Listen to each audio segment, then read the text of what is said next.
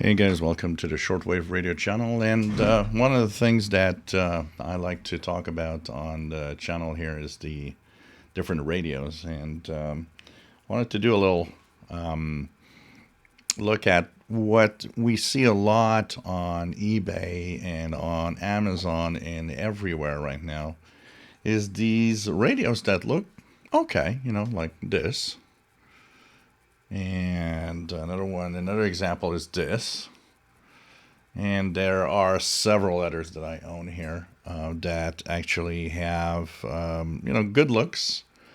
One of the interesting parts of these radios is that they all have they all come with a cable and they have an internal power supply. So don't see it very well here, but there's a plug here for,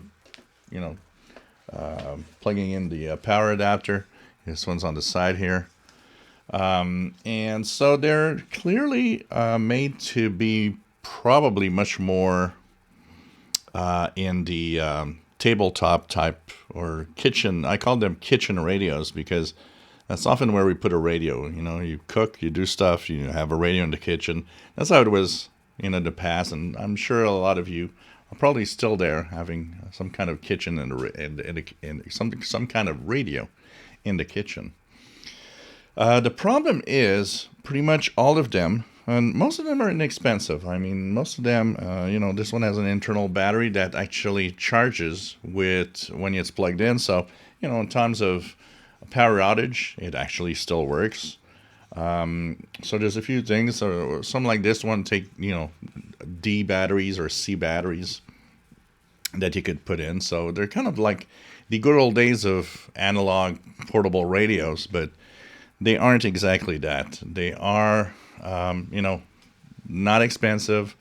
They don't perform that well. What I would say about these radios is, first of all, if you are looking at one of those for shortwave listening, I think you can just forget it because what they do on shortwave is very minimal. The strongest signals come through, but it's really, really far from being, the performance you would expect from a radio. So, and they're pretty much useless unless they do one thing. And for that, I will give them that capability or that purpose. And it's if you are to have a radio in your home, you don't care about shortwave. And what you will mostly do is listen to the local AM FM stations. Well, that they do well. And the fact that they plug into the power outlet and that they can run on batteries, I would say and would put these in the category of basically, a good a good home kitchen radio to listen to local broadcasts, and that's it. Nothing more. And even then, there, of course, are much better choices out there that are not that much more expensive. So, I think we got to be careful with those. There's so many of them. It's almost as if there's a circuit board out there, and all they have to do is just, mold whatever type or look to the radio, and maybe a little something that some don't have and some, whatever. And just put it together. It's the cheapest thing around. It's really cloning the basic parts of radios and creating something that you just make a mold in plastic mold. Some of them do look cool. This one kind of looks cool for what, it looks like an good old radio. But unfortunately, they just don't work that well. So, be very, very careful in choosing one of those.